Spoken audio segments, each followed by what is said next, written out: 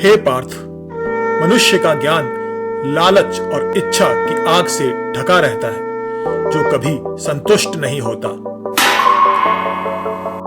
भारत नगर बाहर से गिर नहीं रहा था, वह चमक रहा था।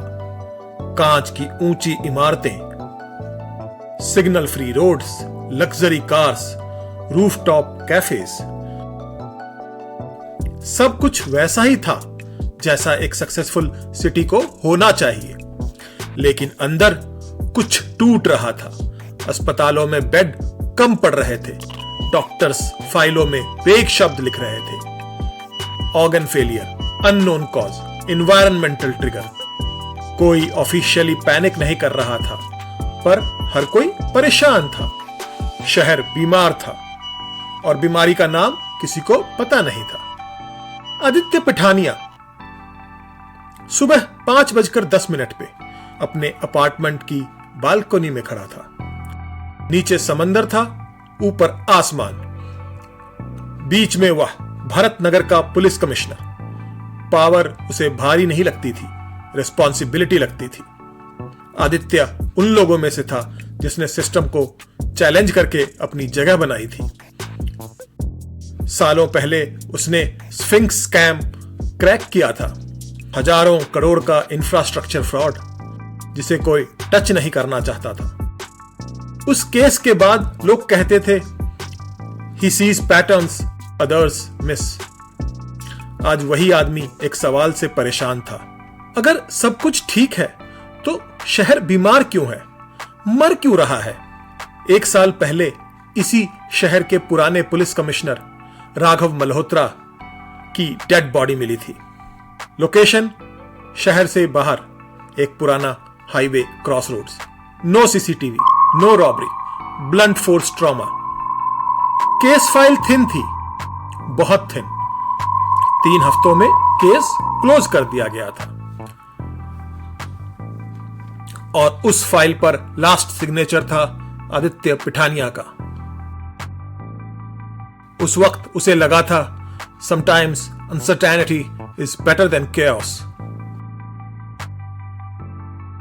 आज वही डिसीजन उसे हॉन्ट कर रहा था, परेशान कर रहा था। उस सुबह आदित्य के सिक्योर फोन पर एक एनोनिमस मैसेज आया। नो नेम, नो नंबर, बस एक line. The city is sick because the murderer is free. The city is sick because of you. साथ में अटैच था एक internal government memo, health department की suppressed report, illegal toxic dumping contracts. Approval Malhotra के tenure में हुए थे। आदित्य ने आंखें बंद कर ली। यह कोइंसिडेंस नहीं था। अगले दिन एक प्रेस कॉन्फ्रेंस का आयोजन हुआ। दोपहर तक मीडिया पुलिस हेडक्वार्टर में भर चुकी थी। Cameras, microphones, shouting journalists. Aditya podium पर खड़ा हुआ, यूजुअल कॉन्फिडेंस के साथ नहीं, बल्कि मेजर्ड सीरियसनेस के साथ। Effective, immediately farmer commissioner Raghav Malhotra की डेथ इन्वेस्टिगेशन रीओपन की जा रही है। हवा में सन्नाटा छा गया। Sir, are you saying the police failed? Is this political pressure? Are you questioning your own department? Aditya ने सीधे कैमरे में देखा। मैं किसी को ब्लेम नहीं कर रहा, ना ही किसी को क्वेश्चन कर रहा हूं। मैं सिर्फ इतना कह रहा हूं कि अगर सच अधूरा है तो उसकी कीमत शहर चुका रहा है। प्रेस खत्म होते ही करण मेहरा, होम सेक्रेटरी, अंदर आया। वही करण, आदित्य पिठानिया का brother in law. Powerful, polished, politically untouchable. ये जरूरी था? करण ने पूछा। आदित्य ने जवाब नहीं दिया, शायद परेशान था। कुछ केसेस बरीड ही रहने चाहिए, करण ने धीरे से कहा, सिस्टम स्टेबिलिटी के लिए। आदित्य ने पहली बार उसकी तरफ देखा। सिस्टम तब अनस्टेबल होता है जब सच दबाया जाता है, आदित्य बोला। करण चुप रहा, पर उसकी आंखों में डिस्कंफर्ट था। शाम को एसीपी अनन्या राव एक नाम लेकर आई। सर, ओरिजिनल इन्वेस्टिगेशन में एक एक्सटर्नल कंसल्टेंट था, डॉक्टर त्रिविक्रम आयर, फोरेंसिक साइकोलॉजिस्ट। फाइल में क्यों नहीं है? आदित्य ने पूछा। Because his conclusions were inconvenient. Aditya ने कहा, ब्रिंग हिम। डॉक्टर अय्यर कमरे में आए। व्हाइट हेयर, डार्क ग्लासेस, काम वॉइस। आप मुझे क्यों बुला रहे हैं कमिश्नर? उसने पूछा। क्योंकि आपने रिपोर्ट लिखी थी और उसे दबा दिया गया। डॉक्टर अय्यर मुस्कुराया। दबाया नहीं गया, डराया गया। आदित्य आगे झुका। Tell me the truth doctor. Doctor Iyer ने बिना रुके कहा, राघव मल्होत्रा को आपने मारा था। कमरे में सन्नाटा छा गया। अनन्या उठ खड़ी हुई। Sir, this is outrageous. Doctor Iyer ने हाथ उठाया। आउटरेज नहीं, पैटर्न रिकॉग्निशन। आदित्य का गला सूख गया।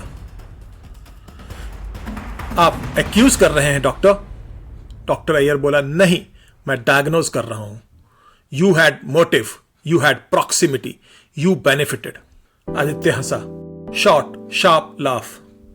एब्सर्ड।